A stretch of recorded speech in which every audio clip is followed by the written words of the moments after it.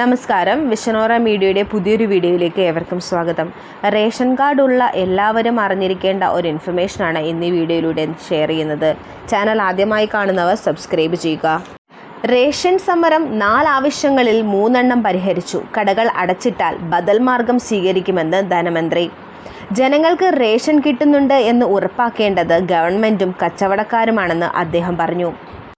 Ration സമരത്തിൽ നിന്നും വ്യാപാരികൾ പിന്മാറണമെന്ന് പ്രതീക്ഷിക്കുന്നു എന്ന് ധനമന്ത്രി KN ബാലഗോപാൽ. ജനങ്ങൾക്ക് റേഷൻ കിട്ടുന്നുണ്ട് എന്ന് ഉറപ്പാക്കേണ്ടത് ഗവൺമെൻറ്റും കച്ചവടക്കാരുമാണെന്ന് അദ്ദേഹം പറഞ്ഞു.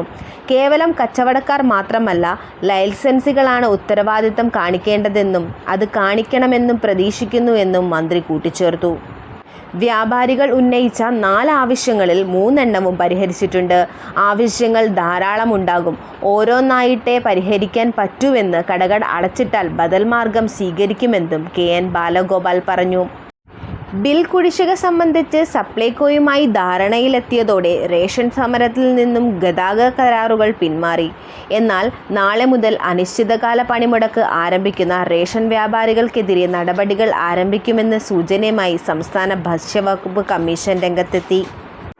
റേഷൻ വിതരണം തടസ്സപ്പെട്ടാൽ നിയമ നടപടി സ്വീകരിക്കാൻ അനുവദിക്കുന്ന ഭക്ഷ്യഭദ്രതാ നിയമത്തിലെ വ്യവസ്ഥ ഉപയോഗപ്പെടുത്താനാണ് ഭക്ഷ്യ കമ്മീഷന്റെ തീരുമാനം.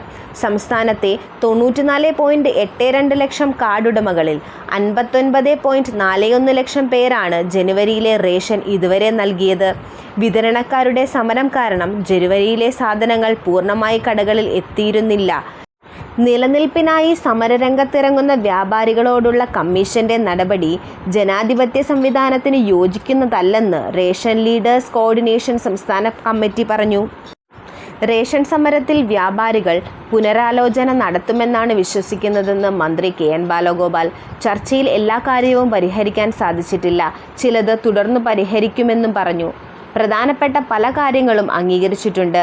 ക്ഷേമനിധി പോലുള്ള കാര്യങ്ങൾക്ക് സഹായം നൽകാമെന്നും അറിയിച്ചിട്ടുണ്ട്. റേഷൻ വാങ്ങുന്ന ലക്ഷക്കണക്കിന് ആളുകളെ ബാധിക്കുന്ന തരത്തിൽ സമരം നടത്തണോ എന്ന് വ്യാപാരികൾ ചിന്തിക്കണം എന്ന് മന്ത്രി പറഞ്ഞു. നാളെ മുതൽ സംസ്ഥാനത്ത് നടക്കുന്ന റേഷൻ വ്യാപാരികളുടെ അനിശ്ചിതകാല കടയടപ്പ് സമരം ശമ്പള പരിഷ്കരണം അടക്കം ആവശ്യങ്ങൾ ഉന്നയിച്ചാണ് സമരം നടത്തുന്നത്. റേഷൻ വ്യാപാരികൾ ഉന്നയിച്ച വിഷയങ്ങൾ 2 തവണ സംസ്ഥാന സർക്കാർ ചർച്ചയ്ക്ക് തയ്യാറായെങ്കിലും ഫലം കണ്ടില്ല. മറ്റെല്ലാ ആവശ്യങ്ങളും അംഗീകരിക്കാം, പക്ഷേ ശമ്പളം വർദ്ധിപ്പിക്കാനാവില്ല എന്നാണ് ചർച്ചകളിൽ സർക്കാർ സ്വീകരിച്ച നിലപാട്.